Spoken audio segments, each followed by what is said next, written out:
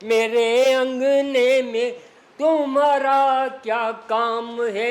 जिसकी बीबी जिसकी बीबी जिसकी बीबी काली उसका भी बड़ा नाम है। जिसकी बीबी काली उसका भी बड़ा नाम है। ओरे ओरे आंखों में बसा लो, आंखों में बसा लो, सुरमे का क्या काम है। मेरे अंगने में तुम्हारा क्या काम है।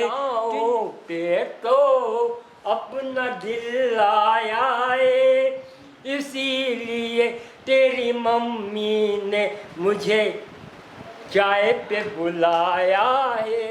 Okay bye bye tata. इनसे मिलिए, ये हैं नारायण दास। नारायण दास अब से कुछ समय पहले भिक्षावृत्ति किया करते थे, लेकिन शहर में जब भिक्षा मुक्त अभियान ने जोर पकड़ा तो नारायण दास को भी भिक्षुक पुनर्वास केंद्र पर लाया गया। भिक्षुक पुनर्वास केंद्र पर इलाज और भोजन सहित अन्य सुविधाओं के बीच सभी भिक्षुक एक परिवार बन गए। आज इसी तरह सभी नाचते गाते एक दूसरे का सहारा बने हुए हैं। भिक्षुक पुनर्वास केंद्र में वर्तमान में 48 भिक्षुक हैं, जिनमें से अधिकांश वापस भिक्षावृत्ति के लिए तैयार नहीं हैं। लेकिन बड़ी समस्या है भिक्षा माफियाओं और उनकी करतूतों की। दरअसल इंदौर की प्रसिद्धि दानदाताओं के शहर के रूप में भी है। बस दान पुण्य की इसी भावना का फायदा उठाने के लिए शहर में भिक्षा माफिया और उनके गिरोह बन गए हैं। ये माफिया परेशान और अकेलेपन से जूझ रहे लोगों को भिक्षावृत्ति और नशे की लत लगाकर अपने आर्थिक मंसूबे पूरे करते हैं। अब जब इंदौर में भिक्षा मुक्त अभियान गति पकड़ रहा है, तो ऐसे माफिया इसे प्रभावित करने में जुटे हुए हैं। यहाँ मेरे को बहुत अच्छा लगता है और यू आर स्पेशल दीदी रूपाली जैन दीदी, इनका मेरे ऊपर सिर पे आशीर्वाद है। अगर रूपाली दीदी मेरे जीवन में नहीं आती तो मैं भिखारी हो जाता, भीख मांगने के काबिल हो जाता। पर ये मेरी बहन का आशीर्वाद है जो रूपाली जैन मैडम ने मेरे को यहाँ भर्ती करवाया। और इसके पहले मैं जो है एक्सपोर्ट इंपोर्ट का बिजनेस करता था और जो है सर्विस भी बहुत मैंने की। और टू डेज मंडे 4 तारीख अप्रैल 2022, my age running today present 73 year age. I am bachelor, unmarried, no marriage. शरीर जो है मेरा कमजोर हो गया, बैठ गया और जो है मैंने लाइफ पार्टनर को एक्सेप्ट नहीं किया, यानी शादी नहीं की थी। तो मैं दुनिया में अकेला रह गया। तो मैं घर पे जब सोता था तो जो है नींद नहीं आती थी, अकेलापन। तो मैंने इसलिए डिसीजन निकाला कि मैं जो है रूपाली बहन से कांटेक्ट करूं और रूपाली बहन मेरे मनोरंजन के लिए मेरे को सब भाई भी मिल गए, यहाँ अंकल भी मिल गए, भाई भी, भाभियाँ, आंटियाँ यहाँ सब मिल गई।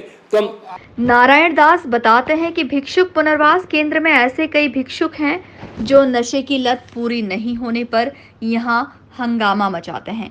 इनके हंगामे को अव्यवस्था से जोड़कर फितरती माफिया भिक्षुकों को पुनर्वास केंद्र से बाहर निकलवाने की कोशिश कर रहे हैं। भाई मैं तो चाहूँगा कि जो आदरणीय लोग जो है दुखी हैं वो अगर जो है एडमिशन इधर ले लें तो जो है जैसे मैं बहुत सुखी हूँ तो ऐसे सुखी भी हो जाएंगे, सुखी भी हो जाएंगे। बाकी क्या रहता है कि हिंदुस्तान में तो क्या पूरे वर्ल्ड में जो भी पैदा हुए हैं तो सबकी हिस्ट्री, यानी जैसे घर घर की कहानी होती है, सबकी अलग है। अब बहुत से लोग क्या है, जैसे बीड़ी सिगरेट पीने की आदत है, दारू पीने की, तो वो मन में यूँ सोचते हैं कि हम अगर वहाँ एडमिशन लेंगे तो हमको बीड़ी नहीं मिलेगी, तम्बाकू नहीं, दारू नहीं। उनकी सोच ये है। तो इसलिए जो है बहुत से लोग जो है इसलिए प्लान बनाते हैं कि हम नहीं जाएं। बढ़िया है। भिक्षुक पुनर्वास केंद्र की व्यवस्था संभाल रही संस्था प्रवेश की अध्यक्ष रूपाली जैन बताती हैं कि यहाँ लाए गए भिक्षुकों में से कई आपराधिक प्रवृत्ति के हैं, जो पुनर्वास केंद्र में नशे और भिक्षा की लत के कारण सुनियोजित प्रोपेगेंडा सेट करने का प्रयास करते रहते हैं।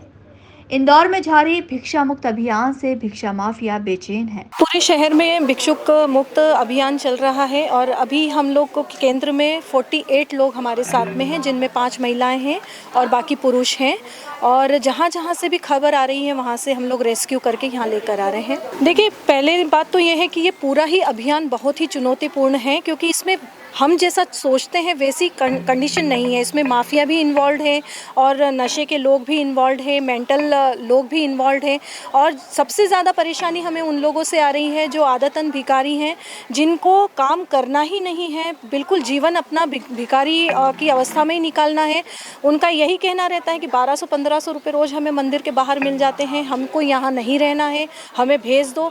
ये थोड़ा हमारे लिए बहुत बड़ा चुनौतीपूर्ण हो रहा है, क्योंकि ऐसे लोग जो हैं वो उत्पात मचाते हैं, भागने की कोशिश भी करते हैं और फिर उन्हें पकड़ना भी पड़ता है। कई बार ऐसी अवस्था में जब हम लेके आते हैं उस समय व्हाइटनर का नशा किया हुआ रहता है, तो फिर थोड़ी देर हमें उन्हें बंद भी रखना पड़ता है। चिल्लाते हैं वो लोग, उत्पात मचाते हैं, लेकिन फिर भी उनकी काउंसलिंग चल रही है। लगातार काउंसलिंग के माध्यम से हम उनको शांत करने की कोशिश कर रहे हैं और हो सकता है कि कुछ समय के पश्चात हमें ये सफलता मिल जाए और हम उनका भी पुनर्वास कर सकें। हाँ, ये एक्चुअली क्या रहता है कि ये इनकी मानसिक हालत इस तरह की रहती है कि 15-15, 20-20 साल से इन्होंने भिक्षावृत्ति के अलावा कुछ किया नहीं है और बहुत ही नोटोरियस टाइप के भी कुछ लोग हैं। किसी ने, जैसे एक है यहाँ पर जिसने 2-3 साल पहले एसपी की गाड़ी जलाई हुई है, एक के पास से छुरा मिला है। कुछ इस तरह से आपराधिक प्रवृत्ति के लोग हैं यहाँ पर।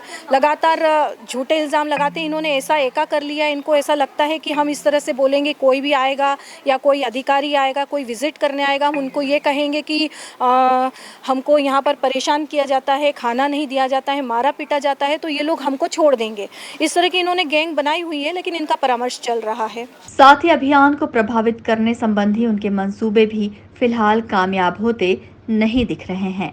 Bureau report, INN news, Indore.